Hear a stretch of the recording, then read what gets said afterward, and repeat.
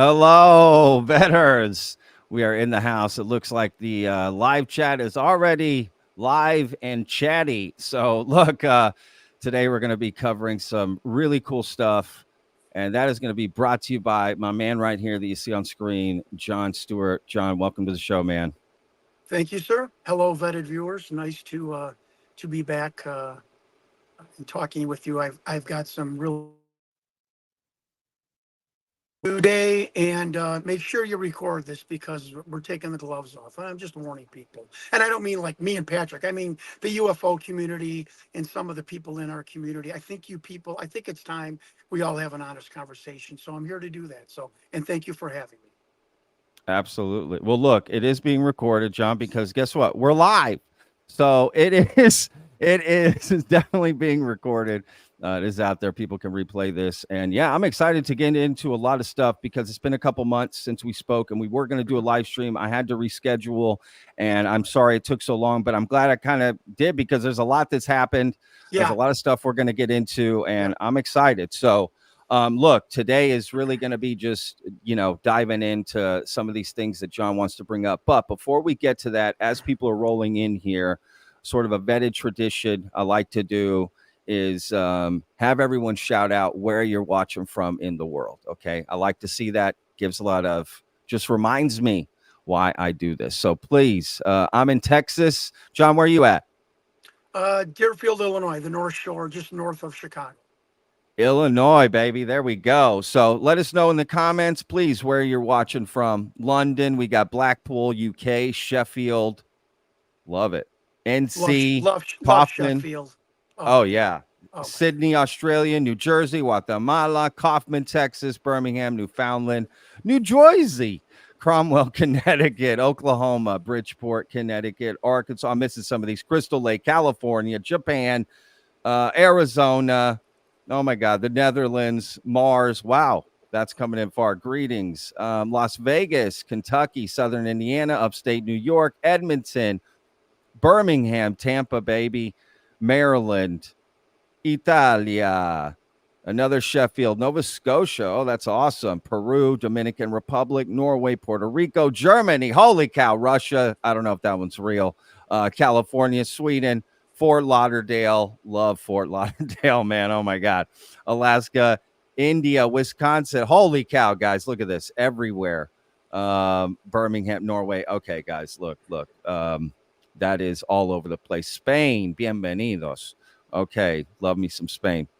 Um, all right, well, there we go, John. As you can tell, man, we got people from all over the world watching. That's what I love about the vetted It's awesome. community, man. Right, Yeah. a mix of different beliefs and cultures, and everything all across the globe, and that's what brings us together. So, look, the first thing that sort of caught my eye, John, was something you put out about this DARPA scientist sort of. I'm going to throw it to you here so you can break it down for us. But basically, this DARPA scientist coming out and I don't know, not necessarily predicting, but saying that there's some sort of planetary invasion by aliens. Am I reading into this right? Yeah, basically, yes. There's no way to sugarcoat what she wrote on three different occasions. So yeah, What planetary and invasion was her language. yeah, exactly. And I'm going to bring up those screenshots here in just a moment. Yeah, But how did you? This person is a DARPA scientist. How did you meet her? Like, how did she contact you? yeah. Well, just like the Lockheed story, I give my email. On pop, I've done like 40 podcasts in 4 years. I give my email, and just like the Lockheed and a lot of other really interesting people, I got an email from her about a year ago, and it just said, "I caught your podcast and really interesting." And I just wanted to show you my essay on the extraterrestrial phenomenon. I am a scientist with a master's degree. I thought she had PhD, master's degree in electrical engineering. I have been for 20 plus years working with various scientific departments and agencies that also did work in conjunction and association with DARPA. And I can tell you, it's a really scary agency. And that kind of caught my eye. She sent me a studio portrait from her job of her, and she's retired. a baby boomer, just a nice lady. I kind of equivocate her to the telepath's wife, the alleged S4 telepath's wife. Salt of the earth. If you were on Martha's Vineyard, you'd see this woman coming back from the farmer's market with her cut flowers and a fresh loaf of sourdough bread, and her son hat on. Just you know what I'm saying? Like a Yeah, regular woman in her 60s, high class, classy, educated, sure. And so when this BBS facility, which probably we'll get to right after this, this Linda Moulton House Psalm Recovery Manual for Extraterrestrials that was written, we think, in the 50s and 60s. The one thing for 10 years no one can figure out is the facility where they took living extraterrestrials called OPNAC BBS 1. Okay, so it reconstituted in my brain. So I decided, I'm like, look, this woman has scientific background. She's been with a bunch of agencies. Maybe she knows about BBS 1. She didn't, which I love, because you love whistleblowers, Patrick. You love people that could, be, hoaxers. When they tell you no, or I don't know, to me at 57, that rings a bell of, okay. Well, looks like, oh, he's back. He's back. Okay. Okay. When they don't give you the answer, they tell you, I don't know. That to me rings true. No, no, no. And Okay, real quick. Let me just recap sure, so make sure sure. everyone understands Yes. this. So this DARPA scientist reaches out to you about some other things, right? She's just telling Yeah. you things, and you decide to ask her a separate question about something else you're looking into, Right. A right? year later. Okay. Right. A year Got later, it. I Got it. recontact her and said, hey, I give her name as Jill. Could you help me with this? And the whole Let, UFO let's community. Go ahead. let's start with just the DARPA part first, and then Yeah. go into the response. Smart. You Yeah. emailing her the second time. So Right. let's Right. focus on this right here, which is her first messages to you, right? This Yes. is it. Something I took Well, from your. this is the first message when I recontacted her. Oh, got it. Yes. Which was Got about it. a week ago. Yes. Sorry. Got it. Okay, so this is her reaching back out, responding to you, That reaching is out to correct, her. sir. Yes, sir. Okay. So she says, "Hi, John. You're welcome to make any use of my material you like. The reason I prefer for now to keep my name confidential is for family reasons and to stay under the radar in general." Okay, I totally get that. So Yeah. look, I think the real one is this message right here, right? So this is what she left at the end of. Is this her original message, or is this the message in the reply you got? In the second reply, when I contacted her about the facility, this was her, I believe this was her first reply message to me. That was the end What of it was the right there. first message she sent to you? Like, what did she say the Well, first I time? told you that 3 minutes ago. It was, hi, John. Oh, I sorry. caught you on the blah, blah, blah podcast. I don't remember what it was. I really enjoyed what you had to say. You asked the people to contact you. If they had anything relevant with your investigation. Here's what I've done. Here's what I know. I'd like to send you my essay, which I personally did on the entire phenomenon. And that was it. Got it. Sent me a Got it. studio picture Okay. of herself, her work history. Yeah, Okay. Sorry. I no problem. misunderstood. No problem. Okay. There's a lot of threads here I we're know. pulling I on. know. And you're living it. So I'm the audience right here, right? So okay. So because I also don't kind of know what's going on, which is good. I'm going to figure it out here with you, which is great. So this is in her reply to you, and this is, I think, what caught the eye of a lot of people, right? Oh, and me. Um, and you, of course, Yes. right? Anybody that would read this, right?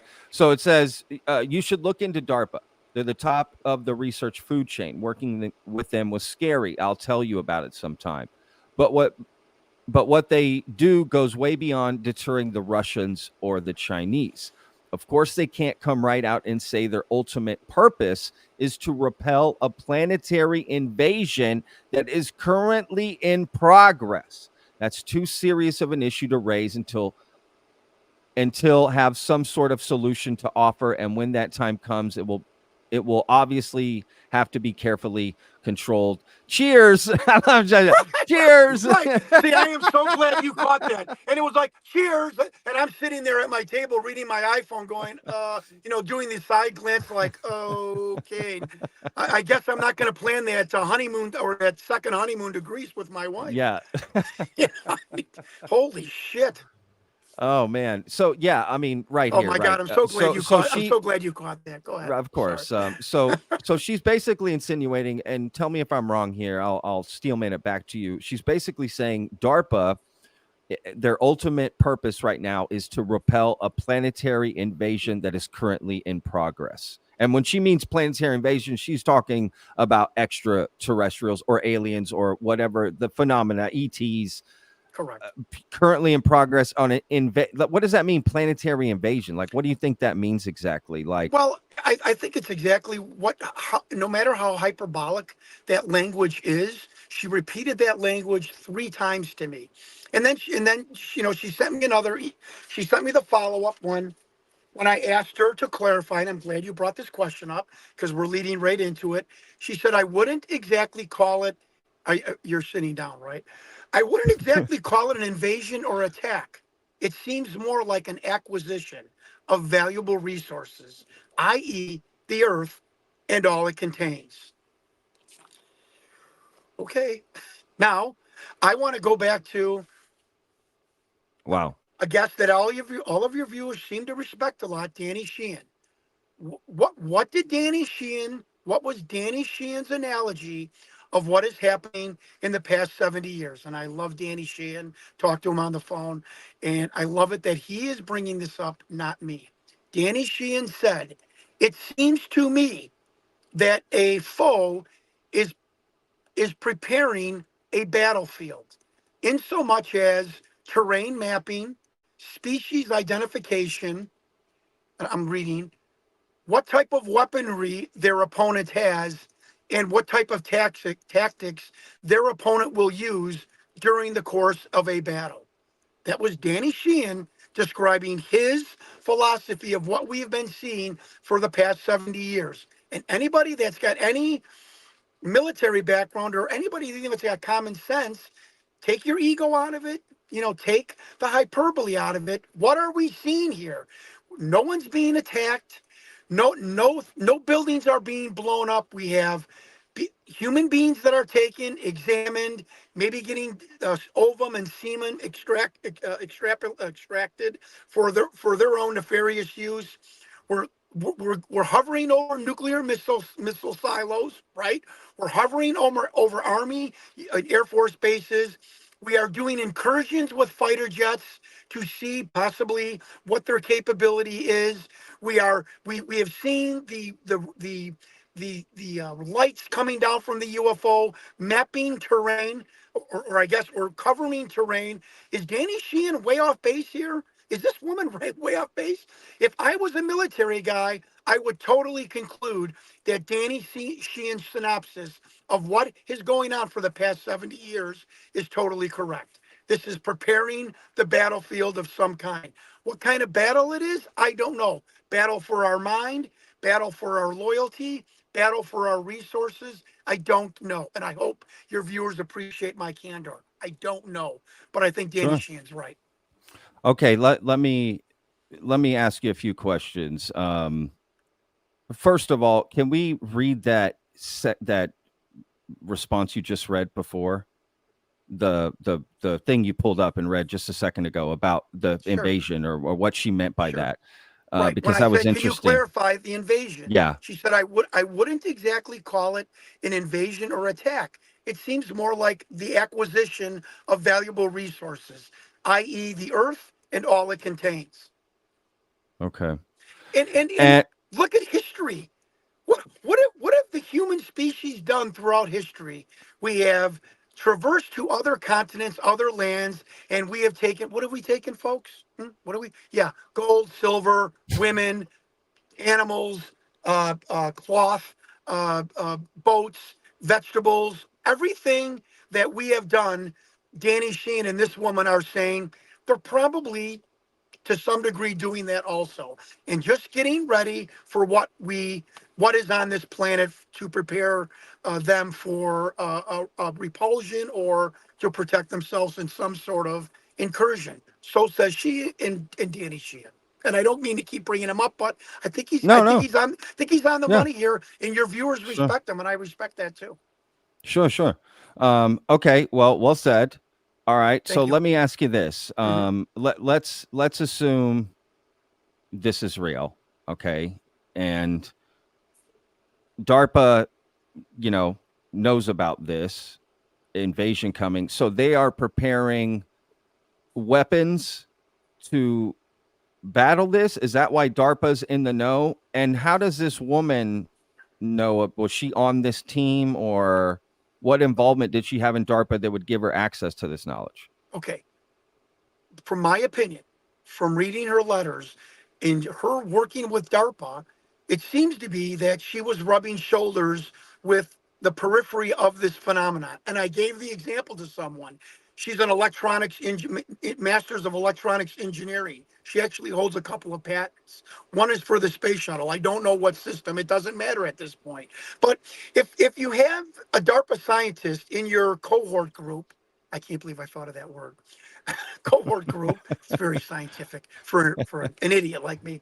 If you have a DARPA scientist in your cohort group saying, well, Jill, that would really be a defensive application to repel the kids or whatever, vernacular they give for extraterrestrials, kids being one of them.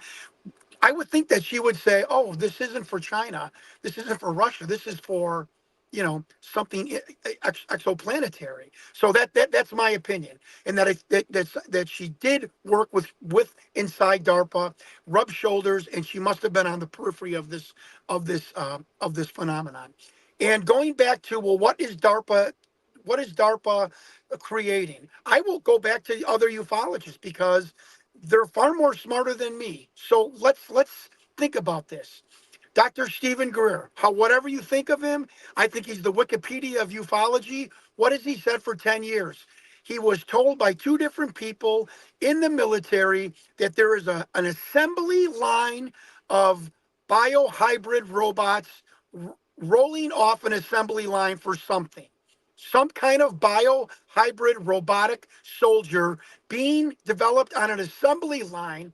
Probably that's a little hyperbolic for Wow. something. Like chicken Okay, nuggets? that's This is right. crazy. That's Stephen Greer. Um, you know, I can imagine somebody with a paper hat on there, Yeah. Yeah. going off. That's what Dr. Greer. Two people have told Dr. Greer. Yeah. Um, oh, Not me. How many people have told us? Whether it's conjecture or not, folks, I'm just the play-by-play guy. Yeah, How yeah. many people have told us for 50 years they're creating underground bases? They're all over America. Here are the photos. Why are they doing that? Is it for a planetary reason? Is there a comet? Is it coronal mass injection from the sun? Or is it some sort of planetary incursion by another species? Because you can't, I'm sorry, you can't put in the closet the 20 or 30 people, some nutcases, some very sincere, who tell us, look, they are planning for something. They're going underground. Here it is. I mean, you can't charge Why would we go underground $22,000 though? for a toilet seat. That money is going for a black project that we're not a part of. Well, but why would we go underground? How could we escape this advanced technology by just like going underground, like in some I base, totally like they agree. couldn't get to us? I That doesn't totally make. agree. I Maybe don't that's know. just our last But ditch. That's our right, best thought, our best 2 miles under the attempt. ground, and 2 miles under the ground. I don't know. Do they know that that extraterrestrials can't, transmorph through walls or steel? I don't know, but I think Well, they some say must they live believe. underground. Exactly. They must believe something that we are not privy to for them to Sure, say we could be sure. safe a mile underground. I still think it's something to do with the sun, but I have been instructed by two people who have helped me for 5 years. Don't talk about any future event. So I'm not. But I think it has something to do with something more environmental and nuclear than it does extraterrestrial. Nonetheless, it is the bears the fact that these bases are being built underground. So I, folks, I hope everybody appreciates. I'm not a blowhard. I don't know either. I'm just telling you Sure. what's Yeah, coming yeah, yeah. across my desk, that this shit is really scary, and it's the threads are starting to come together that something is going on beyond hyperbole and conjecture. Something is going on that maybe we should pay a little bit more attention to than going on to Reddit or going on YouTube and making snarky comments and stuff. I think something more serious, and I know everyone else believes that too, but I think something's a little bit more serious is going on here. This just doesn't make any sense to me. Well, look, I don't want to frighten any of our viewers. Of course, everyone believe what they want, but I personally have to say, I don't really believe there's some sort of planetary invasion. Regardless of these emails, where well, this is all, compelling and fascinating for Yeah, sure. right. So let's build like a you know, a little information board here. Sure. Okay, so we've got DARPA, right? We're saying DARPA is in possession of this knowledge of this planetary invasion. So from there we can infer what? Who else knows about it? So it's coming directly from our government to them, right? And from there, are they also doing the reverse engineering and crash retrieval programs? Well, without bringing up other subjects that we will talk about, Victor Sure. did tell us in 2008 that we finally did crack what the beings were saying to us in the telepathic program. And is that code cracked, then gone from DNI, DIA to the Pentagon to DARPA? Here's what's going on. I think that's very possible. What systems the government, the military? Here's one thing I do know: the military, unlike Congress, is forward thinking. They are always planning for contingencies. And if you possibly have an interrogation program, you finally cracked with really telepathically what these beings are telling us, you would probably want some systems in place for some sort of repel repelling some sort of incursion. You're right. I don't think this armada invasion is coming. I personally don't think that. I think that email was a lot of hyperbole, but based on the fact that she's scared shitless. And do I think that something from other planets or dimensions are coming here and monitoring us? Absolutely. Absolutely. And I think the military is just setting up contingency plans, which thank God for that. And I think DARPA is the conduit to that. Hey, what can we do just in case one of these species decides to get a little, to go way beyond the agreement of do no harm. You can monitor, you can you can do whatever you want, but do no harm to this planet. So I think if we tone down her email because she's scared, I think if we tone down the email, I think it's the DIA going to Pentagon. There might be something we need to have in place. The Pentagon being really good at their job and telling DARPA, okay, come up with a soldier that can avoid a radiation blast. Come up with something that's impervious to environment. Come up with some sort of a repelling, some sort of a laser system in the upper atmosphere or in space in case these are happenings, which I think was developed in the 80s. So that's what I really think. I don't think an armada of flesh-eating beings are coming here. But you also have to understand from everyone that I've talked to and everything I've heard for the past 30 years, they don't give a shit about us. You people, I want to help you. You have to understand this. We are like the trout. We're like the deer in the woods. They are the Department of Natural Resources. They care, but if one of us dies, I mean, I'm sorry, you're gonna have to put your ego on the shelf and know that you're no longer occupying the top of the food chain. That is Uncle John's advice to your viewers. And I think when you do that, when I did that, I just had this this clarity, this calmness that this is what it is. And this has been happening for millennia.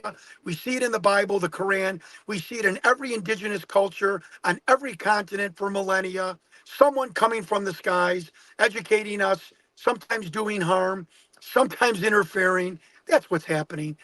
Flesh eating aliens, I don't believe that, but I'm glad our government is doing something just in case for a contingency. Okay. John is fired up today, y'all, and I love it. Okay, look, let's Annie Jacobson is mentioned I'm glad I swallowed.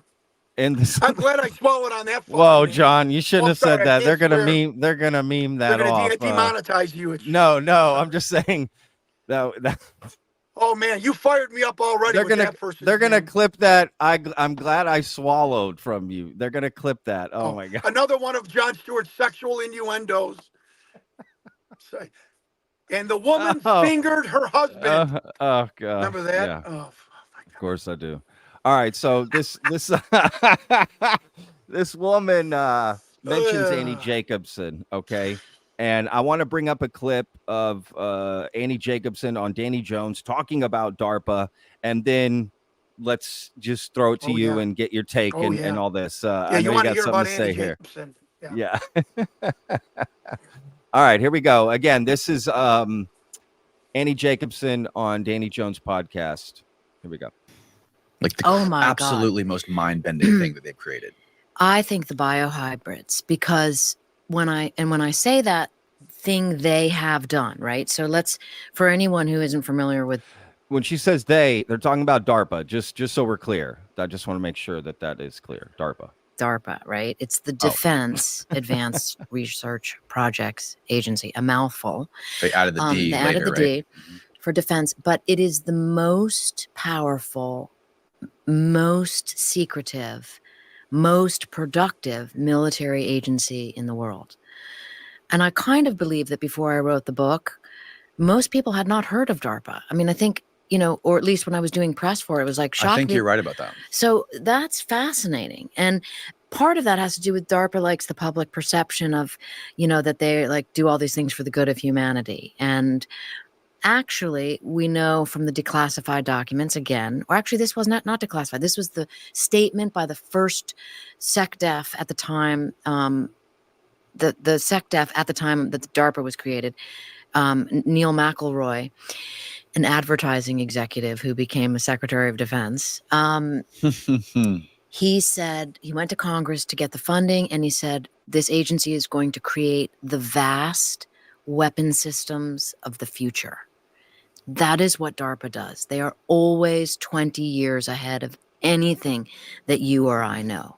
So any technology that is like, what the hell was that I just saw and you're not supposed to have seen, that's DARPA. Right? They were doing Neuralink in the 90s, right? They are always doing things 20 years before you know about them, because they do what is called blue sky technology. Blue sky right? research and technology, yes. And they have to be ahead of the curve. They have to be, amazing. right? Is Okay, John. What do you think, my man? What do you think about some of her comments there? I'm decompressing. Okay. She's all true. All true. But I'm here to flamethrow and take the gloves off. Annie Jacobson. Oh my God. I don't even know where to start. I can't get off on a tangent. This woman might be the biggest twit to ever publish a book ever. This woman believed when they finally said, my God, what are you going to tell her the secrets of Area 51? And the general told her the final day of their interview sessions that no, we have no aliens at S4. The Germans flew over in 1947 when you could only fly about 2,200 miles in the B-29 Liberator. Maybe it's 3,000 miles. This woman believed that Germany, in a wooden framed base or a metal framed plane, flew from Berlin to Roswell, New Mexico, with genetically altered mongoloid human beings who had their palates resewn and done biological things to all look identical to mimic extraterrestrials, that Germany, who was in collapse, wanted to was basically not even a government. They were in a hyperinflationary period after the war. That they crash landed this amazing plane that could amazingly fly 6,000 to 7,000 miles, full of bio and medically re-altered little children, to fool our scientists that they were aliens, to see what the government would do. And this twit, this absolute dingaling, believed that general, instead of saying to us, This guy totally lied to me. Something that I would have said and have said. This dude lied to me. Something's going on. So let me finish with this because really, sent her a text at 7 o'clock at night. Now, folks, whether you hate me or not, whether you care about me or not, think about you who was completely studying and obsessed with one topic for 2-3 years. You wrote a book about it. It was your whole life, and you get this text. Hi, Annie, I'm sorry to bother you. My name is John Stewart. I'm from Chicago. I recently ran for Illinois governor, and while running for governor, I came across and stubbed my toe on one of the biggest, allegedly, government secrets known to our country. It involves a subject that you have been studying, Area 51, and the sub-facility called S2 and S4, and its alleged potential housing and retention of extraterrestrials. I simply would like to know, do you have 5 minutes for me at some point in the future so we, as colleagues, can compare notes? Pretty freaking good text, right? John, well, that's a lot to send on a first text to somebody. Okay. You know what I mean? Like, hey, Annie, what's going on? And kind of work into that. I don't know. That's But like that's just a professional. lot. But professional. Sure. But that is a lot to just get right off the bat. Sorry, I'm no longer interested in this subject matter. Really? That's what she said. So when I said. come out and tell you that the skeptics, going to the skeptics and the ardent jerks in the internet talking about some of the luminaries of the UFO community are grifters and they're in it for the buck. I'm sorry. Some of them that they talk about are absolutely right. How could you send a not interested to a person that's showing you a little pedigree, that I ran for governor? I'm not some yokel. Yes, you get those crazy emails. This wasn't a crazy text. Hey, John, maybe in the future we can reconnect. We can circle back. I'm working on something. I'm not interested. Holy shit. That's She Annie said, Jacobson, I'm not and interested, she's on she is not interested. but not That was her interested in word. this subject anymore, or just I'm I'm sorry. not interested. She didn't say I'm sorry. I'm not interested in this subject matter anymore. That's Holy interesting. So shit. Annie Jacobson said Yeah, to you write the she's book, not give me the interested money. in the F you, and I'm on to UFOs. notes. And any, I'm not even. I'm going to sound like. Well, an look. It's Let me push back just a and little to bit. believe Not the not on general you. story, come on. Not on you, but let's be real. In my opinion, that story she told about, Roswell essentially being this whatever, right, drone that flew these surgically altered, Right. human beings. Okay, let's be real. That's not crazier than any other UFO story I've heard No, but in a this plane that community. can fly 6,000 miles in 1947. As a journalist, What are you I'm talking like, done, about? bye, gone. That story's bullshit. But come on, there's so many crazy. We're talking about I know. bases underground, planetary invasions, interdimensional You're beings, right. extratemporal, Hey, bro, hybrid You're right. bios. I mean, I don't know. You're right. Look, I'm with you. You're The right. story, I don't You're right. believe the story. Okay, if I'm being honest, I'm with you in the fact, especially the drone and all that. Okay, yes, I'm with you. I don't believe the story either, but I don't know. Just in my opinion, I don't find it any crazier than any other story I've heard. But Point taken. look, so you reach out to her, you want to let her know on some things you're working on, and she says, I'm not interested in the subject anymore. That is correct. But right, okay, so why does this person bring up Annie Jacobson to you about DARPA? She just mentioned her in an email. Yeah, she just said that Annie Jacobson was researching DARPA. I think that's what the email said. Oh, okay, I got you. So it wasn't anything like no, like call her. No. Where was it? Was it even in this? Yeah, I'm trying. I've got the actual email. Oh, here it is. She said, there's also a woman who's been trying to report on DARPA projects, Annie Jacobson, but of course she's not read into the really good stuff. Yeah. Okay, got it. Yeah. So anyways, there's my DARPA biohybrid, people could search that up. But here's the other messages that John got from, and this one reply from her. And there's all of them. Okay, so yeah, no, this is look, I appreciate your passion, John. Honestly, I mean that for sure. So look, let's shoot it to the chat and get some questions from people that have been watching, man. We got 871 people watching. Wow. And I want to give them an opportunity to say a few things. Now, there's a couple of super chats here that I want to throw up first. First of all, Christian Harloff, you know who that is? He just threw a super chat at us. Question I've for seen that both of you. What will be different about the Schumer rounds bill from being gutted like it did last year? Will there actually be movement this year? Oh, What do you Christian, think, John? you've got the curiosity of a child, and I respect that about you. Nothing is going to be changed. Nothing. You're going to see nothing. You're going to see 40 people from the military with stories that I believe, but with no information, no documents, no medal, nothing. No one is going to risk their pension and bring out a classified photo. It's not going to happen. And if it does, I'm wrong. But you're not going to see anything. God bless Schumer. God bless him. But nothing's going to change. Nothing's going to change. Look, I can totally understand. Right, honestly, your take on this. I can't say that I'm think any differently. If I'm being honest, I gotta want say that I eminent domain, agree. Patrick. They want eminent Look, domain. I get it.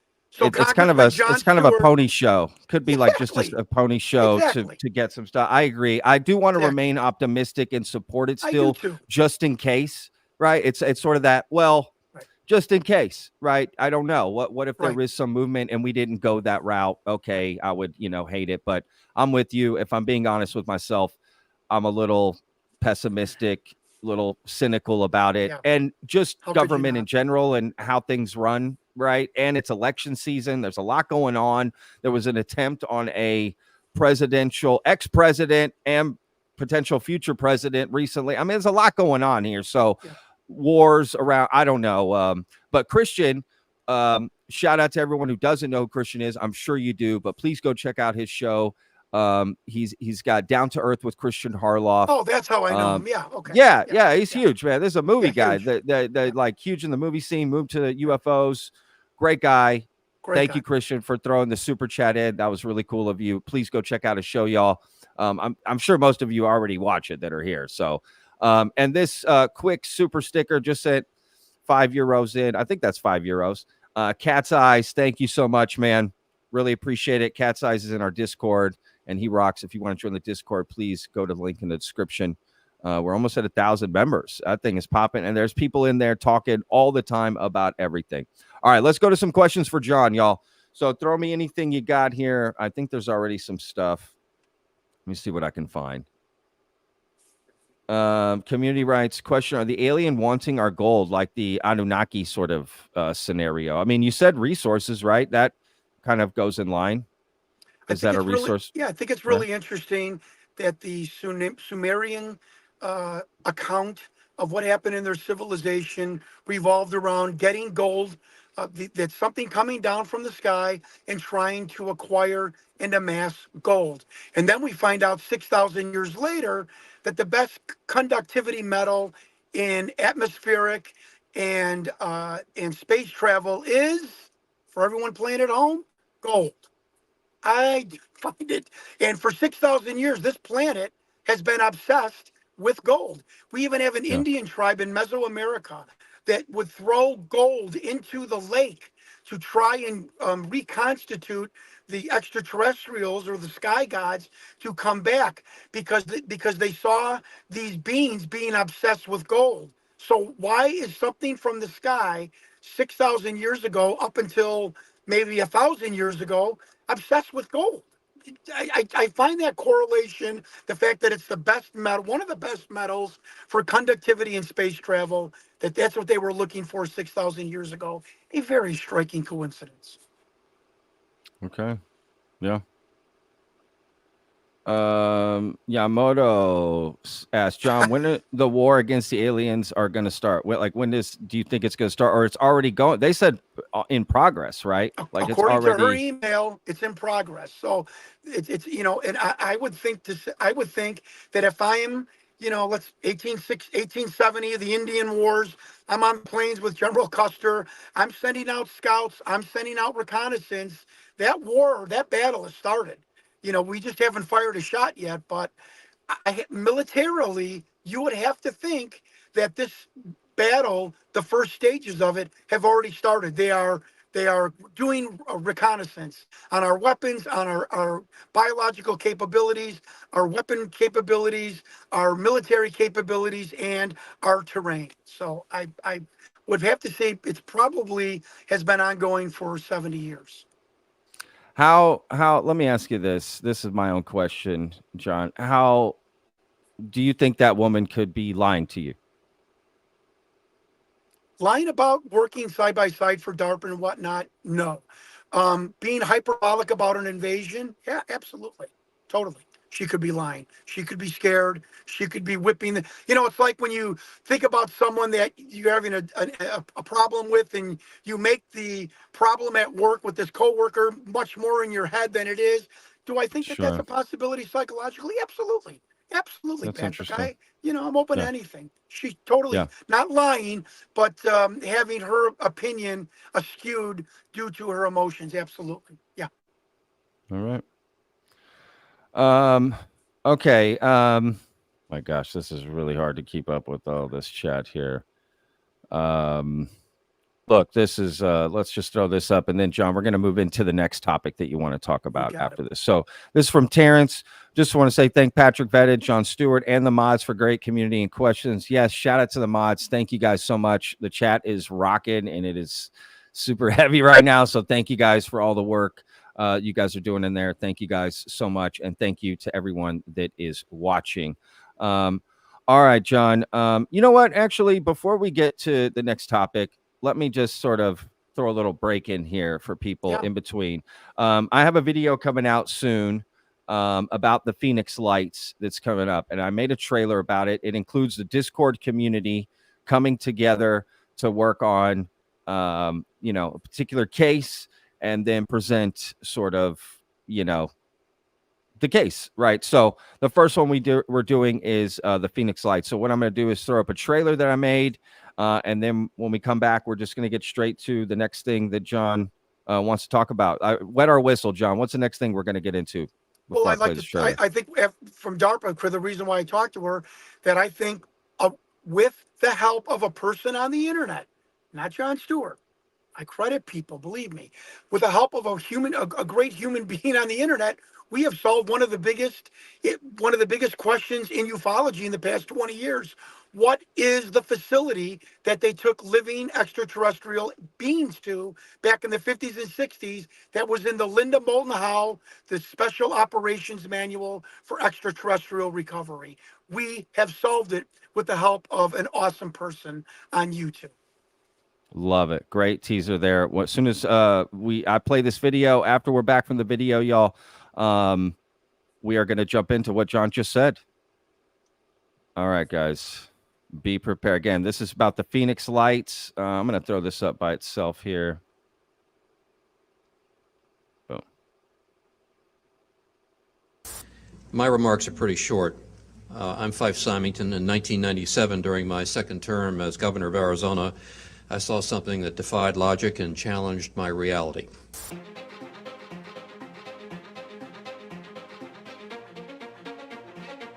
Finally, this evening we go to Arizona to dwell briefly on the unknown.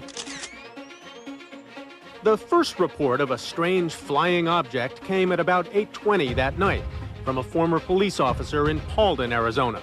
Over the next 40 minutes, people gave similar reports of an object along a 200-mile route south to Phoenix and Tucson. Think about mass sightings. Like, what was your take on, like, say, the Phoenix Lights? Yeah, that's fascinating. Came right over the top, right down the street here. Saw something more like this. Up close and personal, they say, and they're not alone. This took place in Arizona. An unidentified pilot, according to the press cuttings, flying near an airport in Arizona with his son when he spotted 6 lights in the night sky. Mystery unresolved. Except, tail number for that plane was Bonanza 2 Tango Sierra, and I was the pilot. No way! Eventually, the Air National Guard claimed responsibility, stating that their pilots had been dropping flares. Our unit was flying March 13th, 1997 as part of Operation Snowbird, and we were conducting night training.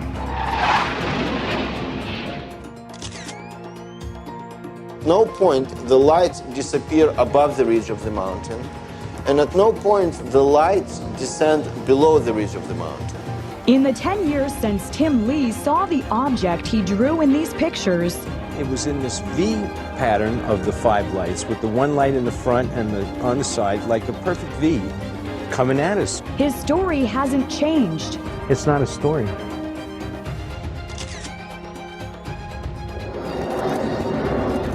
Listen, it was freaking huge. It was going really slow. It had these big lights in it. It didn't make a sound. That's the point. It was there. We saw it. There's no doubt in our minds whatsoever what we saw. Time is about 10 o'clock, Sue? Yes. 10 o'clock, March 13th, Thursday night.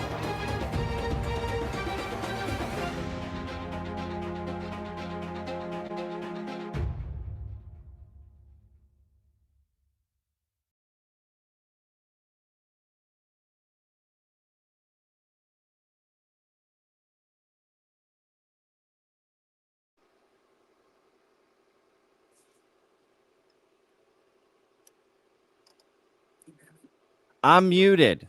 Excellent, Patrick. Way to go, buddy. All right, that was our Phoenix Lights video. That Very look for nice. that coming out next week. And super excited to share that coming up. So anyway, John, let's jump in to okay, so recap again what we're going to be discussing. Okay. A very long time back, Linda Moulton Howe brings forth. Should I bring this up? Is this it? Thank you, sir. Thank you. Okay. This, you could tell this was real easy for somebody back in the 50s to reprint or hoax. Anyway, I mean, it's unbelievable. Is this one of the documents that Rick Doty gave her? I don't know. All I know is this is a sum extraterrestrial entities just to technology recover and dispose of. Okay. It looks very detailed as far as font, typesetting. It looks cool. Yeah, it looks awesome. In this manual is a table of. I very rarely put my stamp on things. For someone to recreate this in the 80s, going back and using 1950s typeset, and then reprint the whole manual, you got to be a psychopath. I mean, look at the font and the different in the shadowing and the shadow boxing. There is a table of contents of where you take each type of recovered material, whether that be metal or biological. On one line, folks, this is on the souls of my children that help me. This is too coincidental. This is in the 50s and 60s, allegedly. One of the lines to take living extraterrestrials was OPNAC BBS-1 facility. Okay. And I remember that. In 1999, a man named Major Thomas Mack writes 2 emails to the owner of a really bad 90s website called, I believe, Bible Apocalypse. And in it he writes, yes, I was the project manager for Project Aquarius. I was a major in the Air Force of special intelligence and access. And I studied the being J-Rod. We had Dan Burish in the facility. Go find Rick Doty. He was our counterintelligence agent, which is on Rick Doty's DD-214, the military ledger that shows his where he was stationed. Go find him. He's a really nifty guy. He works for the New Mexico Police, State Patrol. And yes, I do have information that can embarrass the United States government. He dies 6 months later after that email. All a hoax, right? Whatever. Okay. In his email, I pop out of bed one night. I'm like, wait a minute. His email was BBS Nowman 1 or something. And I'm like, BBS, where did I see wait a minute. This is the guy that claims he is running the underground facility south of Area 51, the S4 level with extraterrestrial beings. His email is BBS in 1999's Nowman. So I go to the Linda Moulton Howe manual and I see OPNAC, which we believe stands for Operational Naval Command or Operational North Atlantic Command. and that's important. BBS, I was clueless. I'm like, and I emailed Linda Howell. I said, Linda, the manual's got the abbreviation BBS, this alleged major in his email from 1999. Before you brought out this SOM manual, has got BBS in it. I find that coincidental. So for 4 years, I have been trying to find out what this facility is. All of my intel people that pretty much know almost everything, they are stymied, which scared me even a little bit more. Finally, I called the DARPA scientists. I talked to a bunch of other people.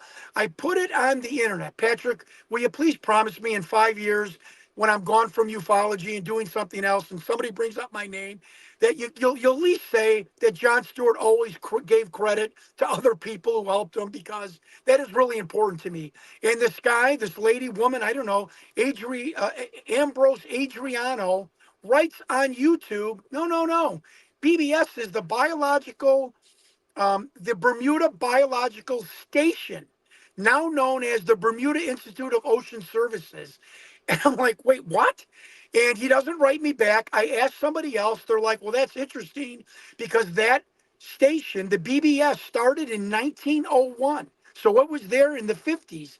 I talked to another military person. He said, what is the word? Logistically, having an isolated island in the middle of the Atlantic between Europe and Africa and the United States could make sense if you're worried about biological contamination and people looking at what you're doing. It would just logistically make sense to have a base in the middle of the Atlantic Ocean to bring these beings to.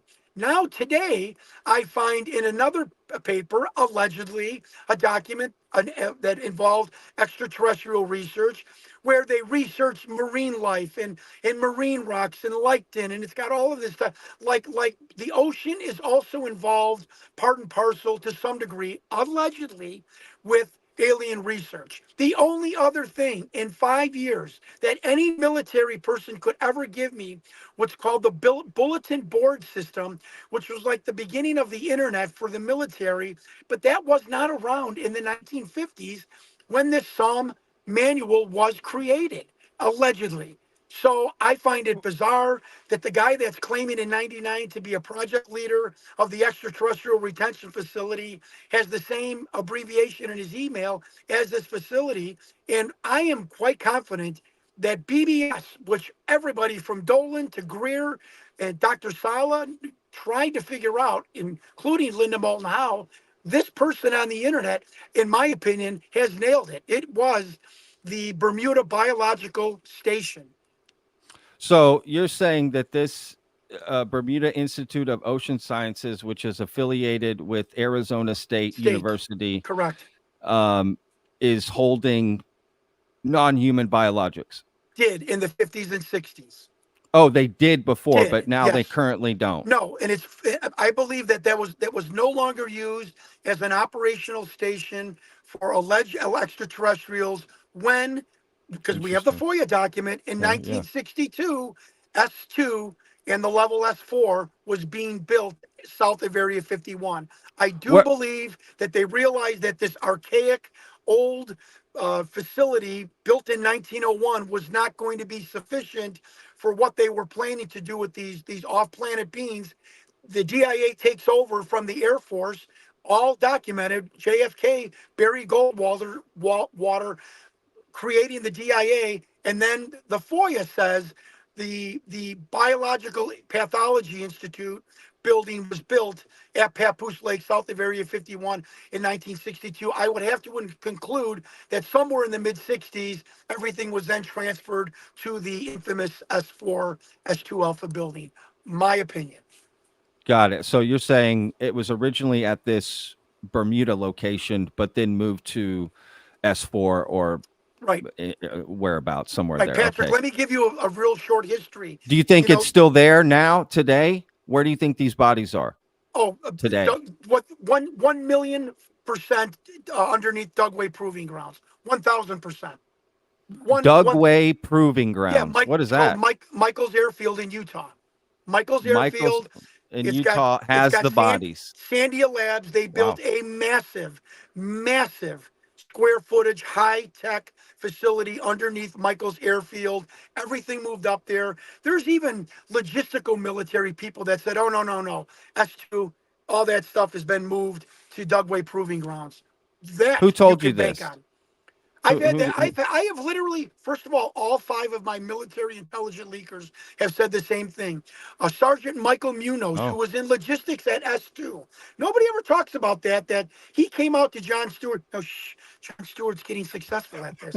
Nobody wants to talk about this guy. He comes out and saying, Rick Doty's not lying. I worked at S2. Jason Sands has said, I worked at S2. These 3 men have said, it's no longer there. It's in Utah. Victor said in 08, it's all been moved to Utah sometime around 1997, 8, and 9. And Sandia Labs also has a building on that ground. What is underneath, Patrick? Credit me, I don't know. But there is Skidwalker Ranch is in Utah, isn't it? That's interesting. You're talking about facts and corroboration. The internet I don't know community anything. does not like that. You don't All like right, facts. so Anyway, that's look, it. So let me credit bring this guy this on internet on YouTube. Sure. Thank you. Absolutely. What's his name again? Go ahead, shout him out again. It's like What's his- Ambrose. I'm a freaking hot shit mess, Patrick. Come on. I did the same thing like 10 minutes ago and no one noticed, so don't worry about it. Ambrose Adriano. He's on my Hunting Victor YouTube channel. I put the Darpa the BBS link. He's there. We completely researched it. He is so on the money. And nobody in the military, none of these intelligence people that have helped me for 4 years, they know nothing about this. It's so archaic. This guy got it. In my opinion, this guy got it. Because when Roswell crashed, they took some bodies to Kirkland, and then they took it to Wright Pat. But Wright Pat was for metallurgy, not for biological beings. It is believed that at one point, temporarily, they went to Walter Reed. There's a crazy story that one body that was deceased was under the Capitol in Washington. I don't believe that.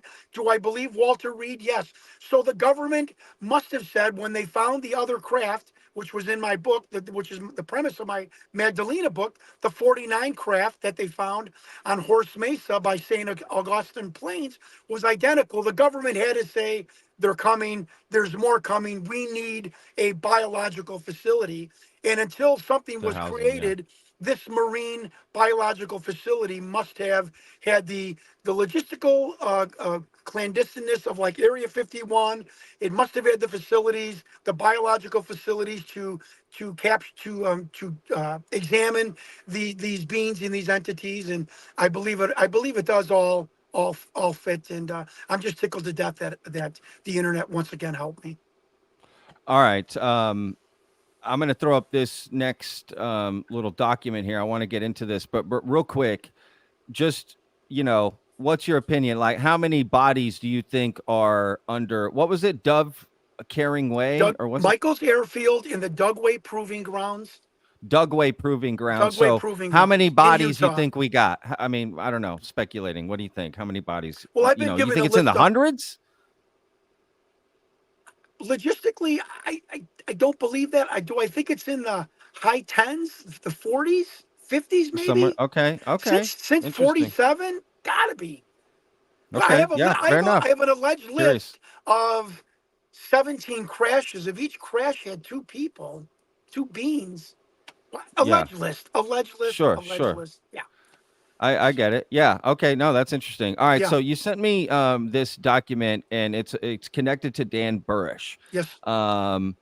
Who I don't know. Can you first tell us what the document is, and then just give us a quick few-minute rundown of who Dan Burish is? Yes, sir. Because Right, I was the we did- man.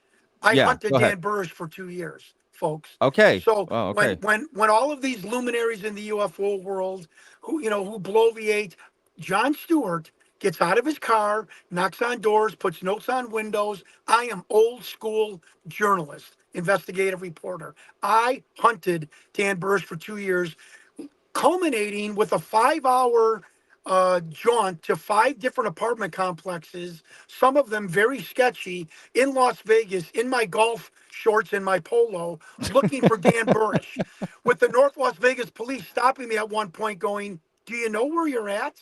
Like, why are you the building manager? Do you own this apartment building, or are you looking for drugs? I went to 5 apartment buildings looking for Dan Burish. I've emailed his ex-girlfriend. Other than flying to Lower Michigan to actually confront him, which I don't know if I'm going to do, I have done my homework on this man as much as I possibly can. So, Okay, this, so okay, who this is this document. guy? Yeah, Dan the Burish, document, real quick. yeah, the document. Just real Okay. quick, the document, but then I'll come back to the document. Or should we just explain who Dan? You know what? Just go through who Dan Burish is, and then I'll bring up the document. Dan Burish comes out, I believe, in 1993, 4, maybe it was even 1998. Forgive me, folks.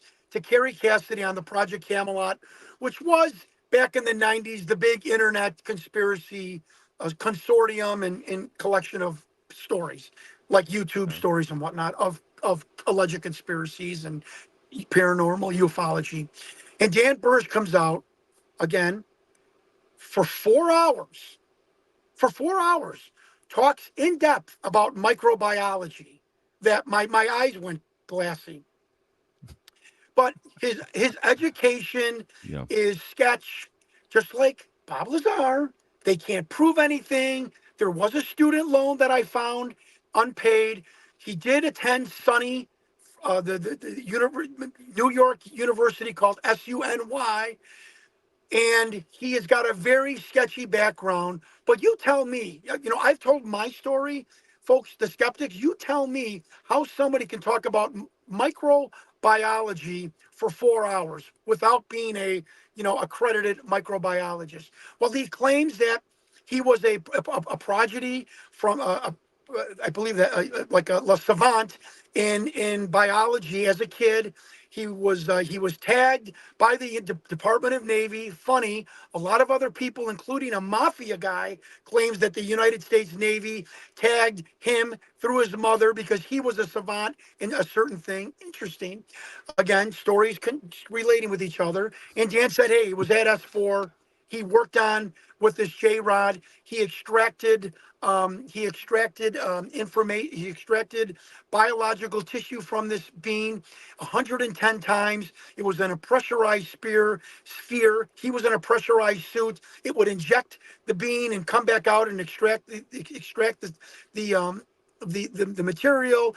He had a neuropathy, which meant his cells were unable to repair the nerve endings, and the government was trying to repair this issue, this malady with this bean.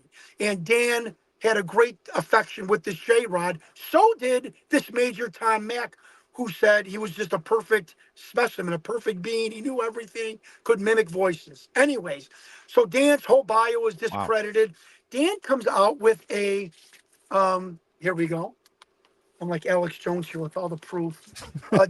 Dan comes out with a writ of affidavit to the Canadian government saying, I want to go on record with the government, and I'm getting it notarized. I'm going in front of a judge. This is who I am. This is where I worked. This is what I did. This is what I experienced. I just want to read you one line. Why would he want to go to Canada, though? He was living in Canada, I believe, at the time, or outside of Detroit, or it was something. And maybe I'm wrong about Canada, but the matured. This is the fake biologist. The matured morphology of the Ganesh particle and a chimera of everything from freshwater dinoflagellates to Philodotella organisms like those found in the water sample, and earlier Glomerotera was taken. I listened to this guy speak for 4 hours. I don't even know what he's saying. His story is crazy. I'm just saying this. I don't even know what you just said. I don't either. I'm just saying this. I want your listeners to listen to me because this shit's going to get real quick. Dan Burish comes out in 1999, 08, whenever it was, and says, here is a document. It seemed like when they had to do something with the bean, they had to almost get like legislative oversight signatures on a document. Yes, Congressman John Stewart or General Patrick Armstrong approves of this procedure. Folks, listen to me. Dan Burish brings out this document, and he brings out the documentation file number of this document, Q94-109 Apple. I immediately take it to Rick Doty, who I've been communicating with at this time for about 2 years. Rick Doty goes, "Where'd you get that?" I'm like, I found it. Why? And Rick Doty said, quote, "That is formatted properly." I'm like, "Rick, in English, please." He goes, "John, a document like that has to have the area, and the area of S4 was Quebec, Q. The date, the year, 1994-109 Apple. Okay, Rick Doty's full of shit, right? That's what everybody would say. Dan Burish is full of shit. Folks, you listen to me right now, because I'm shooting straight right here. I sent a FOIA request to the the Defense Intelligence Agency with that. You can see the document with that coded document on, looking for FOIA information on that coded document. And according to two people, one of them being Rick Doty, who told me 3 weeks ago, he hid this from me, that document, quote, sent trip flares up at the DIA. And yes, they know who John Stewart is. I follow up with this document. His name was Andrew, because everyone wants names. Andrew at the FOIA desk. He said, quote, "Mr. Stewart, I see your name on our file that you submitted something, but I can't figure this out for the life of me. There is no file attached to your name." I said, "Andrew, why is that a big deal?" He said, "Mr. Stewart, you can't get on the FOIA system at the DIA unless you have a request." I'm like, "Okay." And he fucked up. Oops, sorry. He screwed up. He said, someone had to go on this computer system and remove your file by hand or electronically. It just doesn't get removed. And I don't know how this happened. I said, "Well, we got a problem here." He goes, look, let me get back to you. Happy-go-lucky Andrew, FOIA Desk DIA, told me your file was hand removed off the system.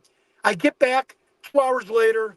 I get the phone call, "Mr. Stewart, yeah, Andrew, DIA. Hey, buddy." Look, yeah, okay. We're Cheryl Cross Robinson. She's a black woman at the DIA. She's like, "I'm going to tell Thanksgiving stories about you. You're crazy with all this alien stuff." This was said to me. My point is, I had a nice relationship with her. Cheryl Cross Robinson is going to send you a letter concerning your file.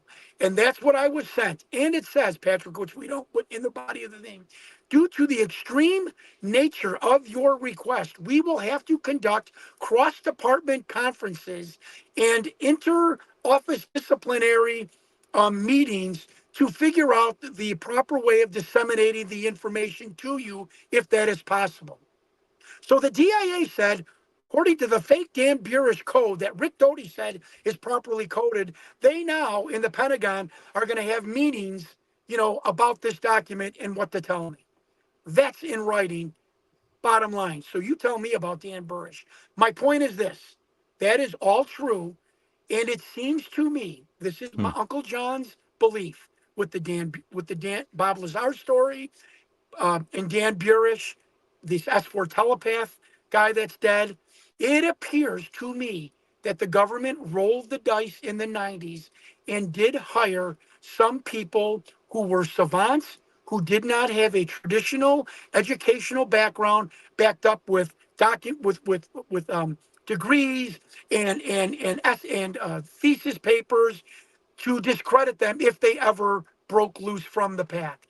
And I believe that the United States government, for a short time, did hire people that my Yiddish friends would say were a little mishugana, but savants, were very intelligent in certain fields. And if they break loose and come out and tell you, like Burish and Lazar, we can say Bob Lazar doesn't have any degrees, and it's called sheep dipping them. And this was done to the doctor in the Victor film, in my opinion. Sheep dip. Everything is removed that you can trace them back to their education and so forth. But you can say whatever you want about Dan Burish. That document, that literally tripped alarm bells at the DIA. You explain it to me. I've explained my story. You tell me, did he get it from somebody? Okay, great. He's all full of shit. But now the UFO world has that document code that made the DIA go crazy. So other people can request this now too, and will it go crazy if they request it? I'm begging you, please. request it. Please. I feel like, John Greenwald, I've never heard him tell a story like this. Well, John Greenwald doesn't return my emails, so I'm not speaking bad. Yeah. Hey, your viewers need and deserve the freaking truth from my experience. John Greenwald hasn't returned a freaking email in 5 years. Do what you want with that. I'm not saying anything negative about him. But when a guy is trying and I'm calling out for help, I like John too. But why have you not returned an email? Maybe if you Doty help me write for you. You think Rick Doty, that's what he needs to do is sit there for 3 hours on the phone and tell me, no, say this, help you write say for that. you. Come on. Well, look, Sorry. First of all, I personally do not trust Rick Doty. That's just my opinion. You have yours. That's fine. Right. I will say in defense of John, he probably gets a lot of emails, but if you sent Andy Jacobson that long text, first impression, maybe if you said something like that to John, he may have been like, dude, because that's just a lot to take in at first time. But I don't know. Hopefully, maybe if John's watching this, maybe he'll reach out and saying one bad see thing if he about can John help you with Greenwald. FOIA. No, and you did it. Viewers deserve 100% honesty, no matter what they think of me, what they think of my investigation. I am giving your viewers the respect to tell them the 100% truth of my experience. That's all. Would you release the rest of this? Oh, response? absolutely. I'll send it. Yes. Absolutely. Yeah, just look. So go to John's Twitter, and release it on there. So we'll just send people Which your I Twitter. have What's your already, Twitter? but I will do it again. Yeah. What's your Twitter? Throw it out there. Stewart Chicago. Stewart Chicago. If you look up hunting. No, you look up the alien Victor, interview. I think. Yeah. That brings you up. I think if you look for hunting for Victor, that brings Stewart's, you up. STEWARTSCHGO. That's okay. Well, look, if you throw up the rest of this, because that would prove that the DIA is doing something special with it. Because if they are doing all that you said, I mean, that's interesting for sure. Look, I haven't really looked into the Dan Burish stuff. I had Clint Weldon on recently, and he's really into that right now. And I'm supposed to be looking in, so I'm just trying to find out all the information about it. I think we're going to do a live stream on his channel and kind of go over it. Yeah, it's interesting for sure. I would like to be invited to that just to listen to Clint and hear what he has to say too. So yeah, if you could include me in that just to be a listener, I don't have to say anything. I would appreciate that. Okay, look at that. Bam. Clint, if you're listening. All right. I love Clint. Yeah, he's great, man. Absolutely. Okay. Hey, folks, you want me to be honest? You want to know one of the good guys? You want to know a couple of good guys in this whole UFO podcast YouTube channel? Clint Weldon, Jack Connors from Cosmic Road. The best. Gentlemen. Yeah, man. Jack is a great guy. Clint's great. Fellow Texan. Clint is up in New York, I believe. Yeah, great dudes. I agree. Yep. 100%. Well, look, real quick, before we get to the next topic, John, I'm going to be, let me bring this up. Okay, guys, look, I'm going to be breaking this live stream for just a moment. Vetted got its very first kind of sponsor, basically, essentially. So I'm going to kind of show you something real quick here. And, I never done this, so I'm new to all this. So bear with me on how to do this. I let John know that I was going to be doing this, but basically I teamed up with this company called Nerd Armor. Okay. They gave me this cool saber. Okay. Star Wars inspired. It's awesome. Check this out. Boom. It changes colors. It does all kinds of things. It's like reactive. Okay. Look, you can, dude, when I picked this thing up, I was like, holy cow. I'm not really a comic book or whatever. I don't buy things like this. I don't have things like this, but it's super cool. And basically I teamed up with them guys. I get a cut for every sale. I'm just being transparent. That's literally how it works. I wouldn't recommend it if I didn't support it or think it's a cool thing. So look, there's a link in the description. You get 10% off if you use my link. And there's a bazillion of them to choose from. But when I tell you it's like made of like real, I don't know, metal or whatever you want to call it. I don't even know material. See, this is what it is, heavy as hell. Like it feels real. First thing I did to pick it up was like I was 10 years old again. and was immediately choo, choo, choo. You know, if you get two of them together, you can hit, you know, it does all kinds of things, whatever. Good for kids. They got all kinds of price ranges from like $100 to like $1,000. I mean, they get crazy. They do all kinds of things. You can connect like sounds, Bluetooth, you can change the colors. It does a bazillion things. So look, this is the link right here. Okay. And again, you have to use my link so I get credit. So if you want to help support Vetted and this is something you want to get, you can get it. That's the one I have. John's falling over on us here. I just spilled my water. Sorry. That's a really cool looking thing, by the way. It's cool, right? I mean, look, I'm not really into this sort of stuff, but I have to be honest, it's pretty cool, man. Cool. And they have a bunch of different ones. Again, they're like solid ass metal. Like these are legit. And they are as cool as you think they are. I promise you, like getting them, they are as cool as you think they are. So look, these are just different ones that I picked out as well, but you have to go through my page, using my link to purchase it. And if you want to support Vetted, that's how you could do it.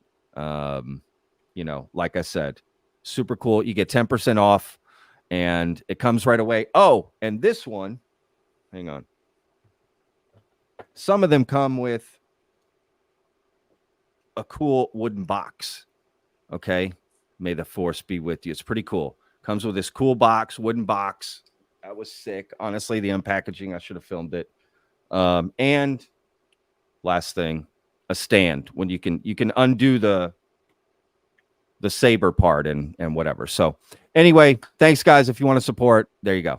All right, John, let's get back to what are we jumping into next, man? What should we get into next An here? interesting thing also happened. Again, crediting people on the internet. I have this guy that I told my wife to contact on Facebook. His name is Jeff. It's his pseudonym. He has been like an unpaid investigate. He is daily sending me stuff that I don't know where he gets it from. I contacted him, so it's not like a guy trying to, counter intel on me. So I'm sorry, I tried to put do not disturb on my phone. So I said, look, could you help me with this BBS? So he gets a hold of me, and I sent you, I believe, I wrote the names down. So he's researching this BBS facility for me because he's a savant too. And he says, boy, I found something really interesting. I found a bulletin, a special access advisory committee. So a committee of legislatures and military people who got together to monitor and oversight on these special access programs. And from 1994, I'm like, well, that's very interesting. And I'll put this on my media, which I did before. And it was interesting. It showed all of the members who was in the room, obviously talking about special access programs, and they had oversight. It was run by the Undersecretary or Deputy Secretary of Defense. But here's the thing. Again, something gets cross-referenced because this is about the Thomas Wilson memo. So on this bulletin for members of the Oversight Committee for Special Access Programs, 1994, are two names. Paul Kuminski and a General Mike Lostelnik. And I'm like, I write him back. I'm like, okay. He goes, John, those two names are in the Wilson Davis memo. And he goes, he goes, I just thought it was interesting. I said, great. Internet guy, Jeff. Now I put it on Twitter. Like 4 minutes later, and my God, I'm so bad. I can't remember this guy's name, but I didn't credit him when I said thank you, but I said thank you to him personally, and I'm saying thank you to him now. He says, wait a minute. Those two names are in the Wilson Davis memo. So I get the Wilson Davis memo. Sure enough, the skeptics, the alleged Richard Dolan. Hang on, John. Your camera is really. I know. I'm getting a million texts. Hold on. I've got do not disturb on. Fix that real quick. Oh, no worries. Sorry. There we go. There we go. Okay. So this is about the Wilson Davis memo, right? Eric Davis So this is and Thomas Wilson. This is a mundane document of a group that has special access, the oversight of special access programs, showing two names that Eric Davis and Tom Wilson are talking about in the alleged hoax, fake Richard Dolan, Thomas Wilson memo. Now, I find that just like the BBS in the email, Patrick, if this was a New York Times reporter, you'd be going, well, that's very interesting. It's two different documents correlating. And I sent this to Richard Dolan. But they've never confirmed the document, right? Neither Thomas Wilson nor Eric Davis have confirmed this document to be real. No, they have not. But again, so here is a random document that Jeff found that another internet person said, "Wait a minute, I know those two names. They're in the Thomas the Wilson Davis memo." And I don't know. I just, again, the internet asking for help, you get help, and to somewhat tangentially prove the Wilson Davis memo, I think, is huge. And again, credit to not me, to people on the internet. You people are freaking awesome. And it's all these amateur sleuths that are going to break this thing wide open. It's the amateur sleuth that lighten the Victor photo, that let me then go to archives and match him up. I never would have been able to lighten it to the point of actually seeing a face. So I'm not getting off on a tangent. I'm just saying. Kudos to Richard Dolan, a Paul Kaminsky, and a Mike Losterlinek are in a 1994 Special Access Oversight Committee bulletin, and they're on the Wilson Davis memo with Admiral Wilson and Eric Davis talking to each other about these two men. You can't deny that, folks. So again, giving more credibility, building the building blocks of the Wilson Davis memo, that it might be legit and it might be an actual conversation between Eric Davis and Admiral Wilson. Okay. That's it. All right. Yeah, no, I love it. Oh, you know what? I mean, John, I can't believe we haven't even talked about this. Hunting Victor. So you got this documentary that you've been trying to make for quite a while now, right? About this famous alien interview video that was released in the late 90s. And you've been looking into it. So what are some updates on? Yeah, the update is we thought Victor was a dead biologist. He's not. He is alive. That's why his name was never released through his lawyer. I found him with a 10,000% certainty.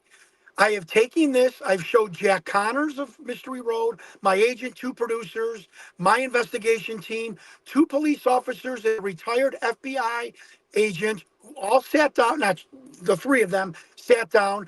The Victor that I found matches 27 points of interest of how he folds his hands at the wrist, his exasperation, who is Victor, real quick? I'm not going to tell you now. But no. I mean, in relation to this, he worked for the government on and off. But he's famously in this video presenting the alien interview video, right? And they have him darkened and a wig, right? Yes. He's the one that he's an unknown. He helped smuggle. He's one of the, quote, active agents that helped smuggle this film out of S4 off of Area 51. And while in Las Vegas, conspired who we now know with a Joseph Yeager, who was a State Department employee and at the time worked for the DIA. We have his picture. We have his bio. And there was this cabal that conspired to get information out of S4, and Victor was one of them. We even found out how a government employee could go and get a pitch meeting with Fox to release this video with the head of unscripted television, Mike Darnell, and Fox. That was the thing that I said, this is BS. There's no way a government employee could arrange a pitch meeting at Fox. Now we know how this government employee did that, and I'm like, this is it. The director has told us, yep, that's him. That's the guy that came to my office. So whether or not the film is real, that's up to you. Whether Sure. or not So the program is real, it's up to you. I did what I set out to do 27 freaking years ago. It's like finding your real father. I found the absolute identity of Victor. I have emailed him. I have called him. He is just as pedantic and precise about, you told me you'd call me at 11. It's 11:15. I mean, it's unbelievable. He is reluctant to admit it, which scares me. Like, well, why, if it's hoax, why would it be like, you got me, give me 25 grand and I'll come on your shitty documentary? He's not saying that. He's like, I just can't admit I'm Victor. We are now sending each other cute, interesting articles about ufology. cute and little messages. Right. My agent goes, so what you're telling me is that this global conspiracy spy movie is turned into a buddy movie, a buddy documentary.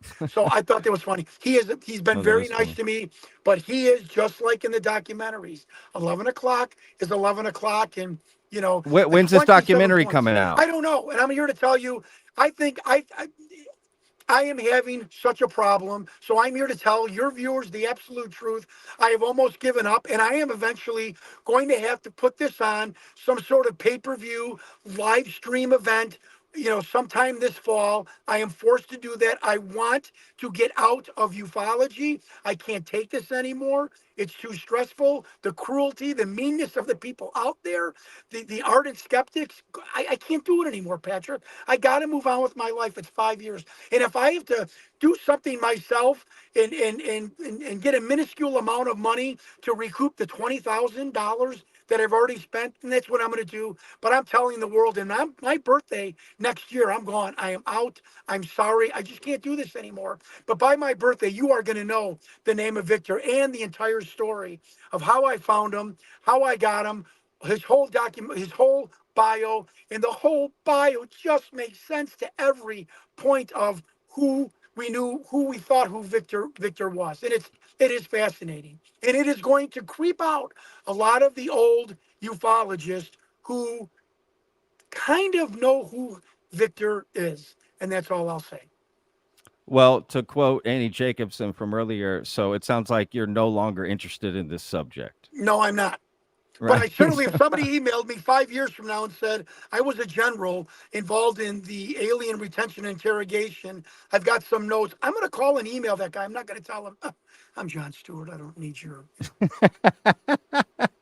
I'm out of it. Well, then you wouldn't be out of this subject then. Well, you could right? still email, but going on podcasts and all this other, not all your this day to ancillary day stuff, that you're putting doing. myself Sure. out there to be attacked and weekly. Oh God, I'm sorry, folks. I love So you is this all to hunting death. Victor thing? That'll be the end. Like you That's do it. that and you're out. That's it. I'll write a book about it. You want to buy it, buy it. If you don't, I don't care. I don't care. Sure, But I'm going to tell you the whole story. It's funny. It's cute. It's heartwarming. It's heartbreaking. And it should piss you, the viewers, off about your government and the media. Not that you're already pissed off at them already. And if you're not, then you're not. Your eyes aren't open. But when you hear what the media, the Chicago media, and Hollywood and the government did to me, you'll be disturbed. And it's the Rocky Rudy movie. Everyone laughed at me. Then they slowly came and started to believe in me. And eventually all of these luminaries and intelligence people surrounded me, educated me, and helped me basically put me in the game. And we found Victor. And it's a beautiful ending. And I will tell it to everyone. And I'm sorry if it's probably not going to be on streaming services. Jon Stewart, Hollywood star, probably not going to happen. But oh well. Well, I mean, I understand, and hey, look, things could change. But look, everybody put your questions in the chat right now for John. Put them in all caps for me. I'm going to start separating some of them off so we can get to that. But let me, while people are doing that, John, I had a funny thought while you were talking about hunting Dan Burish down and stuff. I thought, man, you could have like a Dog the Bounty Hunter situation going, right? John, the UFO hunter, and you got your crew. You're going out. You're knocking on doors. You know what I mean? You're doing your thing. That would be a great show. I actually would watch that if I'm being honest. Patrick, my wife is like the coolest woman in the world. And at the 5-hour mark, because our whole family's on, I think it's called Life 360, so we can find, so we can monitor my daughters who are in college and stuff. But my wife, at about the 5-hour mark, going all over these apartment buildings, my wife is like, tell me the truth. Are you looking for like crack cocaine or something? Like, what are you? I mean, did you find this guy? And it was funny. The last address of Dan, not getting off on a tangent, but, proud of my detective work. He had like a 60-inch big screen TV box.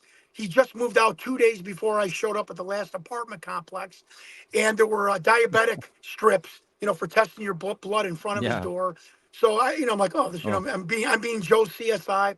I talked to the apartment manager. She's like, oh no, Mr. Burish moved out 2 days ago. No forwarding address. So like in the movies, I just missed them.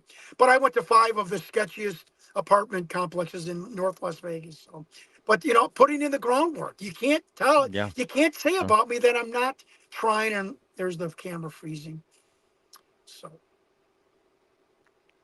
Yeah, I've got freezing. I got a camera freezing on my. Oh, there we go. There Yeah, you go. you just can't say whether you believe my information. I am not a liar. It is. The question is, do you believe what I've been told, what I found, what I've been showed? And that's your opinion. That's not my opinion. Sure. That's for you all people to digest and go.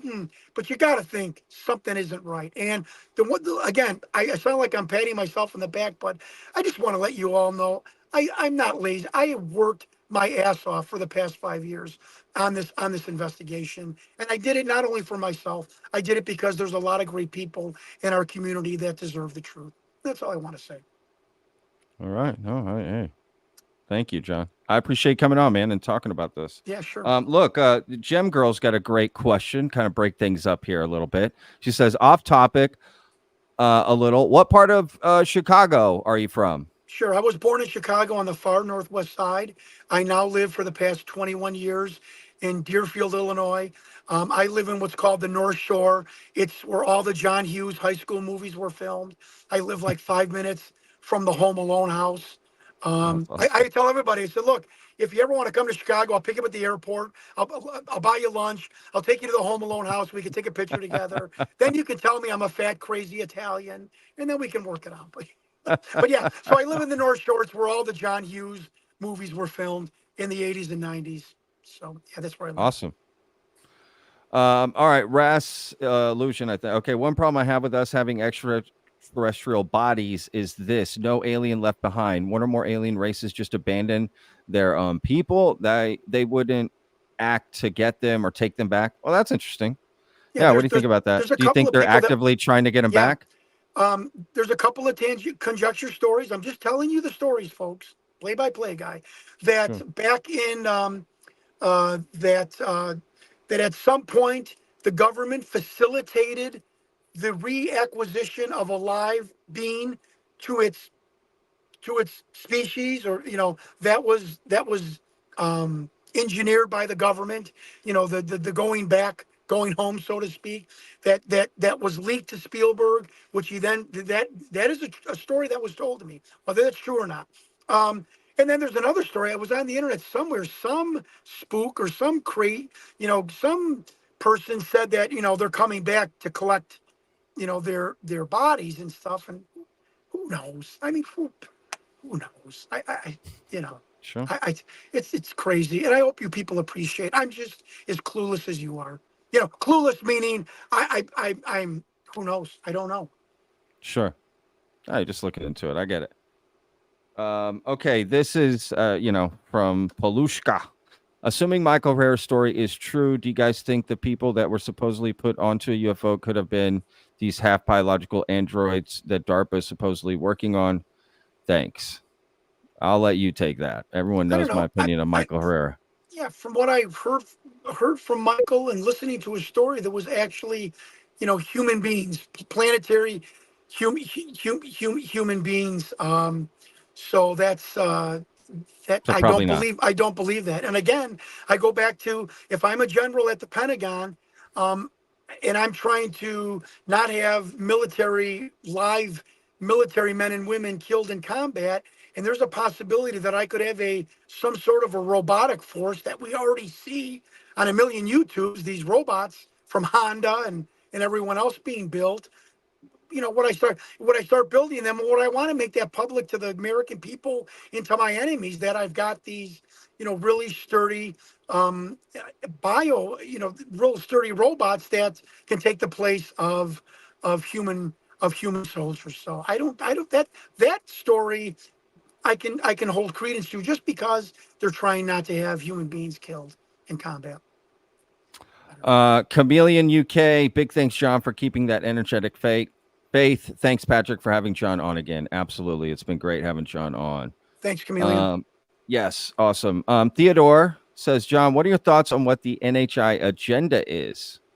I think it's the same agenda as the Department of Wildlife, the Fish and Game. It's, we don't want to go out and be willing. Just please listen to me. I think I've got a good synopsis or analogy of this. Think about a river in the back of the woods in somewhere in America. Do the DNR go there and they humanely capture trout and tag them? Maybe take fish eggs to study and semen, yes, and they gently put them back in the stream. Then do John Stewart's knucklehead daughters, when they were 5 and 7, throw rocks in the stream to try and kill the shrimp. I mean, they're not being malevolent. Maybe they're just, whatever. And then there's fishermen who catch them and want to eat them and fillet them and don't have too much concern. Then you have fishermen who are humane and, capture, photo, release. It's that whole amalgam. Why should something from another planet have a completely different scope on us than we do with something on the lower on the food pyramid?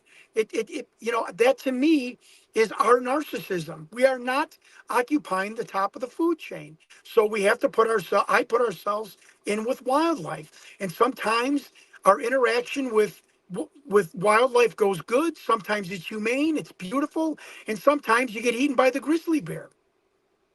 Or sometimes you shoot the grizzly bear. Sometimes you kill the fish and whip it on the shore and forget about it. It's I don't think it's as nefarious as people think it is, because it hasn't been, in my opinion, from historical accounts dating back to Sumeria. This crazy, we're going to destroy the planet with laser beams, and I don't think we have any accounts of that. I think it's more indigenous people begging for these beings to come back because they taught them so much. Okay, I like it. Checkmate says, question, why are the aliens so interested in humans and Earth? I don't know. Did you kind of just answer that in that last question? Well, or yeah, what do you think? but I can also say, we went from Cro-Magnon to Neanderthal to Homo sapiens sapien, and in roughly 75 years, we have split the atom. We have perfected nuclear fission.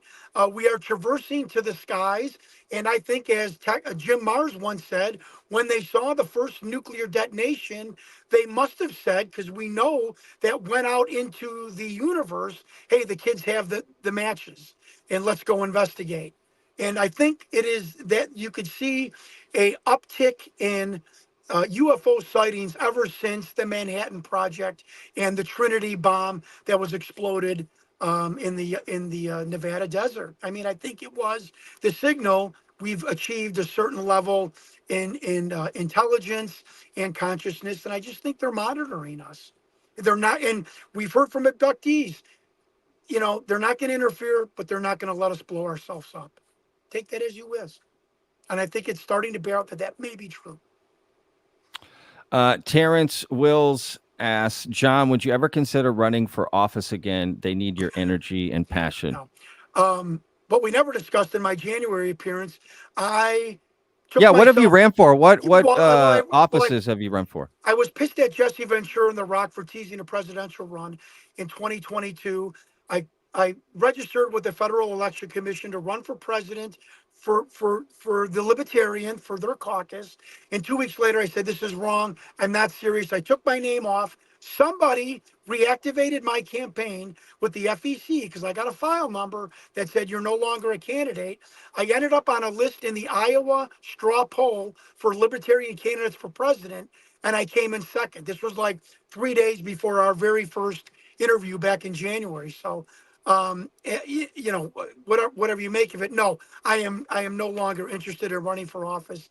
It's just not for me. I'll go. It's just not for me. And the tedium and the Byzantine process of getting legislation passed. I've been on a couple of boards, like a historical society board, and it was like 4 months just to move, a picture from here to there. It's not for me. It does not sit in my disposition, and I will never run for public office again. But thank you for that question, and thank you for the compliment. I appreciate that very much. Absolutely. Yes. Thank you, Terrence. Community asks, question, is Golden Dome related to aliens harvesting gold? You heard Scary. about the Golden Domes? Scary. Emailed this to Rick Doty. Do you know what Rick Doty said? It's classified. Period. Rick.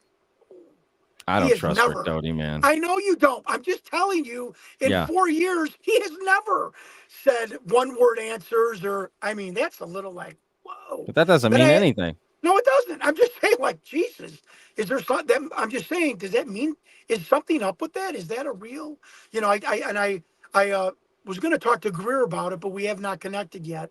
That's a real interesting, and again, if you were in the military, you would want something like this to monitor our skies. So Sure. it's pretty interesting. The answer I did. You know what Eric Davis said about the Golden Domes? I don't. Bullshit. He told me on Facebook. I asked him about it. He commented on one of my videos about Danny Sheehan saying that, and he said it's BS and that Danny doesn't know what he's talking about. Right. He But doesn't have the clearance. I do for that. know this. I do believe this, that NORAD Space Command does have a monitoring system for the spectrum of light to see things that might be using light differentiation as a cloaking system. Do you believe Sure. that just came out of my mouth? You did great. You did great. But no, I do believe that. So if that, God, where the hell did that come from? That I was actually funny. sounded intelligent. No, but I believe that NORAD and Space Force have some sort of system. Why would you not for anything that was coming interplanetary or from from space that was trying to cloak itself in whatever way? Yeah, I believe that. If you want to call it Golden Dome, great. If you don't, whatever. Whatever you call it. Sure. I understand what you're saying. Yeah. Just Look, I semantics. definitely think government is hiding technology. They're not letting us know for sure. I definitely agree with that. So Robert says, John, first of all, thank you. Robert, appreciate it. John, what is the primary ontological shock you feel the government is trying to protect us from? That's a great question and well put. Jesus, forgive me for being base, but you deserve the unvarnished truth.